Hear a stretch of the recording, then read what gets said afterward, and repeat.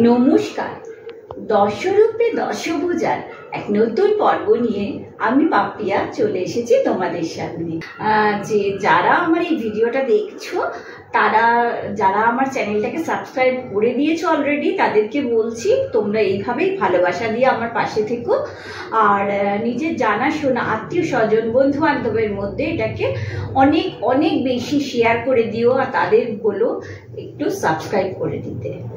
আর যারা এখনো এই ভিডিওটা দেখছো কিন্তু সাবস্ক্রাইব করোনি, শুধু ভিডিও আসলে দেখো কিন্তু সাবস্ক্রাইব না করে চলে যাও, তাদের বলছি প্লিজ এরকম করো না, একটু সাবস্ক্রাইব করে দিও। আচ্ছা চলো, আজকে আমি একটা রেসিপি পর্ব নিয়ে এসেছি, তো তোমাদের ওটাই দেখাবো। তবে এটি খুব সাধারণ রেসিপি পর্ব, মানে স্পেশাল কোনো স্ন্যাক্স বা নয়। এটা ডাল ভাতের সাথে খেলে জমে যাবে এরকম কোনো রেসিপি নিয়ে এসেছি। চলো এর জন্য কি কি লাগছে তোমাদের দেখাই। এর জন্য লাগছে এগুলো দেখো, কাঁকরোলের গাটা এরকমভাবে ছাড়িয়ে নিয়ে, আর করেছি কি এটাকে একটু নুন জলে না হালকা করে একটু ভাপিয়ে নিয়েছি জিনিসটা, মানে পুরো সেদ্ধ হয়ে গেছে তা না, হালকা ভাপিয়ে নিয়েছি। আচ্ছা, আর লাগছে এটা হচ্ছে নারকেল কোড়া, আর একটা নারকেলের হাফ মালা না যেটা থাকে সেইটা, সেই পরিমাণ নারকেলটা এতে রয়েছে, ওটা কোড়ানো হয়েছে, নারকেল কোড়া লাগছে। এইটা হচ্ছে সর্ষে আর পোস্ত, একটু নুন আর হলুদ দিয়ে বাটা। আর লাগবে বেসন, দেখো এতটা বেসন লাগছে। এটা তোমাদের কাঁকরোল যতগুলো নেবে তার উপর নির্ভর করে এটা নিজেরাই বুঝে যাবে কতটা লাগবে। আচ্ছা, আমার এখানে তো পৌনে 1 বাটির মতো লেগেছে। আর লাগবে গোবিন্দভোগ চালের গুঁড়ো, যেটা আধ বাটা করে আমি দিই ভাজাতে, যেহেতু টেস্ট ভালো হয় এবং সেন্টও ভালো আসে। আর এখানে দেখো রয়েছে কালো জিরে, আর এটা হচ্ছে সামান্য কিছু পোস্ত, গোটা পোস্ত। আর এখানে রয়েছে কাঁচা লঙ্কা কুচি, আমি এটা বেটেও দিতে পারতাম, তবে আমি এটা কুচি করেই দিচ্ছি। আর একটা হচ্ছে এটা হচ্ছে আদা বাটা, অল্প একটু আদা বাটা। আর যেগুলো লাগবে সেগুলো হচ্ছে চিনি, এটা হচ্ছে নুন, হলুদ আর সানফ্লাওয়ার অয়েল। তো চলো তোমাদের দেখাই এবার কি করতে হবে। এই দেখো, এই একটা কাঁকরোল নিয়ে নিলাম, নিয়ে যে ভেতরে এটা তো জলে একটু ভাপিয়ে নিয়েছি, এবার ভেতরে এই বীজটা রয়েছে না, এটাকে চামচ দিয়ে, একটা চামচের সাহায্যে এটাকে বার করে নেব। এইভাবে বীজগুলোকে বার করে কাঁকরোলটাকে ফাঁকা করে নেব। এই দেখো, তবে এটা ছুরি দিয়ে করতে যেও না, ছুরিতে ফুটো হয়ে যাবে জিনিসটা, মানে কাঁকরোলটা, তার ভালো হবে না। তার থেকে এটা চামচেই করো, চামচে ভালো হবে এটা। আর আমরা তো পটলের দোলমা করতে গেলেও এগুলোকে করি, কিন্তু ওর থেকে এটা অনেক সুবিধা হবে, কারণ এটা তো দেখছো এটা যে ধরনের আকার, তাতে চামচ দিয়ে করা খুবই সুবিধা। তো এরমভাবে প্রত্যেকটার থেকে বার করে নেব, এই শাঁসটাকে বার করে নেব, বীজটা শাঁসটা এটাকে বার করে এগুলোকে ফাঁকা করে নেব। তারপরে তোমাদের দেখাচ্ছি যে কি করব। এই দেখো, এগুলোকে ফাঁকা করা হয়ে গেছে, ভেতরের বীজ শাঁসটা বার করে দিয়েছি কাঁকরোলের। আর এই যে কাঁকরোলের বীজ শাঁসটা এখানটা রয়েছে। এবার এর মধ্যে এই যে সর্ষে বাটা, সর্ষে পোস্ত বাটাটা ছিল হলুদ নুন দিয়ে, এই বাটাটা এর মধ্যে দিয়ে দেব। এর মধ্যে দিয়ে দিলাম নারকেল কোড়াটা, এর মধ্যে দিয়ে দিলাম। আর এই যে আদা বাটা ছিল, আদা বাটাটাও এর মধ্যে দিয়ে দিলাম। দিয়ে এবার এর মধ্যে আন্দাজ মতো একটু নুন দেব, আন্দাজ মতো একটু নুন দিলাম। আর এটাতে একটু হলুদ, অল্প পরিমাণে হলুদ দিলাম।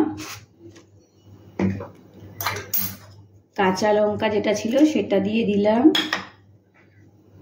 আর এটার মধ্যে অল্প একটুখানি চিনি, ব্যাস অল্প একটু চিনি দিয়ে দিলাম, দিয়ে জিনিসটা খুবই ইজি।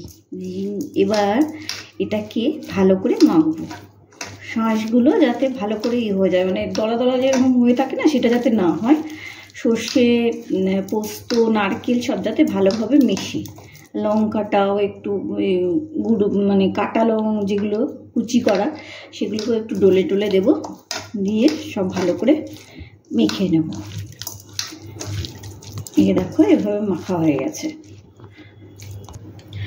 এইবার এই কাঁকরোলগুলো যে ছিল, এই কাঁকরোলগুলো নেব, নিয়ে এর মধ্যে এই দেখো এই ভেতরটা ফাঁকা হয়ে গেছিলো তো, ওইখানে এই যে মাখলাম যেগুলো, এটাকে পুর হিসেবে এর মধ্যে ভরবো এরমভাবে।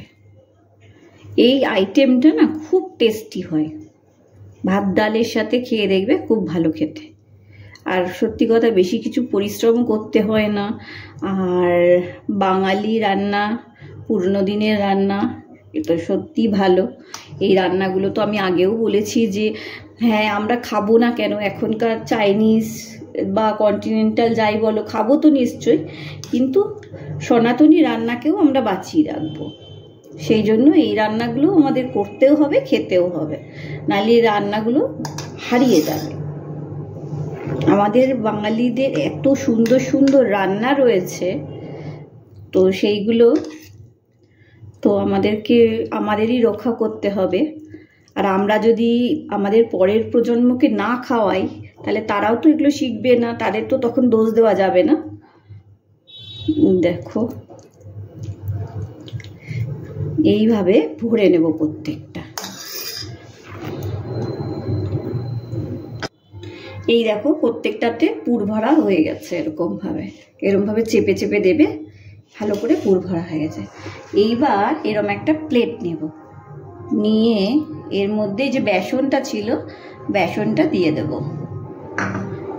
আমার জানো তো ভিডিও করতে এসে খুব হাসি পাচ্ছে, কারণ তোমরা জানি না শুনতে পাচ্ছ কি না, বা পরে ভিডিওতে শুনতে পাবে কি না। সে যথারীতি এখানে ব্যান্ড পার্টি বাজানো শুরু হয়ে গেছে, আমাদের পাড়ার উৎসব তো চলছেই, ওই জন্যে। আচ্ছা, বেসনের মধ্যে এবার দিয়ে দিলাম গোবিন্দভোগ চালের যে গুঁড়োটা ছিল সেটা দিয়ে দিলাম। তারপরে এর মধ্যে পোস্ত আর কালো জিরে, এই দুটো ছিল তো, দুটোই একসাথে দিয়ে দিলাম। এর মধ্যে পোস্ত কালো জিরে দিয়ে দিলাম। এইবার একটু নুন দিয়ে দিলাম,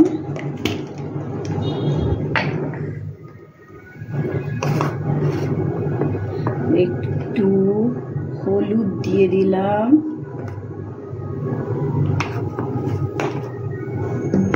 আর অল্প চিনি দেব,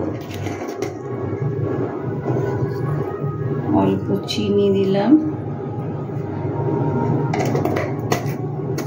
আচ্ছা, তোমাদের একটা বলতে ভুলে গেছি, আমি দেখাচ্ছি নিয়ে এসে, একটু লঙ্কা গুঁড়ো দেবো এটার মধ্যে, আমি নিয়ে আসি ওটা। এই দেখো একটু লঙ্কা গুঁড়ো দিয়ে দিলাম, একটু ঝাল না হলে ভালো লাগবে না। এগুলো দিয়ে এইবার এটাকে জল দিয়ে একটা ব্যাটার বানাবো।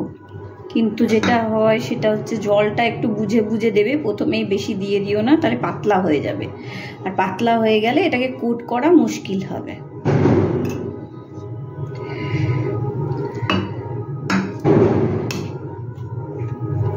সত্যি বলতে কি জানো তো, বাঙালির হাতে যত সুন্দর সুবিধা হয় রান্না বান্নায়, এইসব চামচ ফামচে না অত সুবিধা হয় না।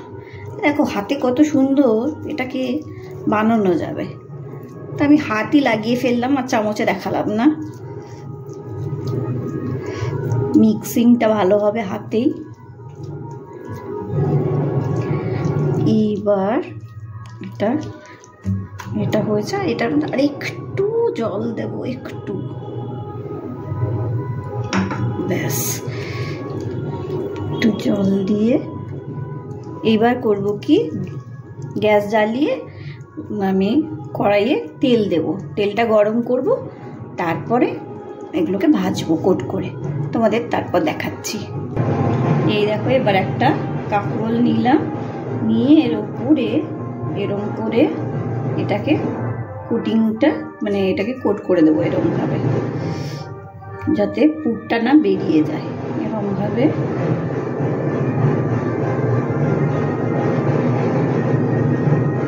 বাঙালি এই সমস্ত রান্নাগুলো না জানো তো ভীষণ ভালো। পুরোনো দিনের সাবেকি রান্না হলেও গেস্ট আসলে তখন তারা যেগুলোকে করতো, খাটনি, এতে শুধু যে খাটনি বাই তা নয়, অনেক আন্তরিকতাও থাকতো এতে।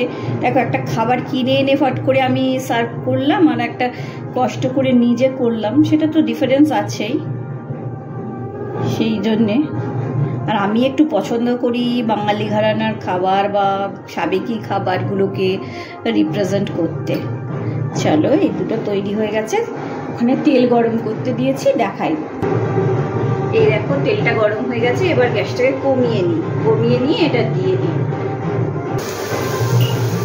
এই দেখো এবার এটাকে না কমিয়ে দিয়ে ভাজতে হবে। কমিয়ে দিয়েছি, উল্টো দিকটা ভাজা হচ্ছে, যেদিকটা কাঁকরোলটা রয়েছে আর কোটিংয়ের দিকটা তো ওপরে রয়েছে, এদিকটা হয়ে গেলে আস্তে করে উল্টে দেবো ওটা। এবার অন্যগুলোতেও আমি ততক্ষণ লাগিয়ে নিই, তোমরা এটা দেখো, আমি অন্যগুলোতে কোটিংগুলো দিয়ে নিই।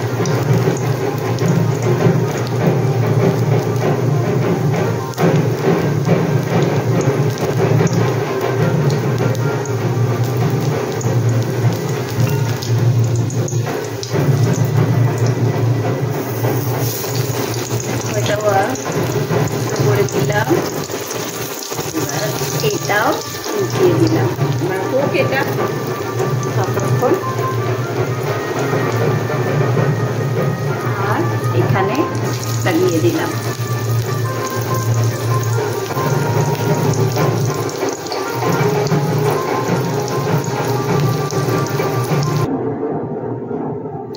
এই দেখো তৈরি হয়ে গেছে আমার পুর ভরা কাঁকরোল।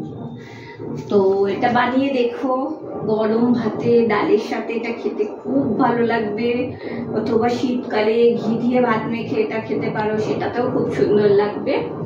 তো বানিয়েও, এটা পুরোনো দিনের সাবেকি রান্না এগুলো সব। তো এটাই তোমাদের আমি দেখালাম, বানিয়ে এটা করে সবাইকে খাইও, তাদের তো নিশ্চয়ই পছন্দ হবে। আর পছন্দ হলে আমার চ্যানেলটাকে একটু সাবস্ক্রাইব করে দিও, শেয়ার করে দিও, লাইক করে দিও।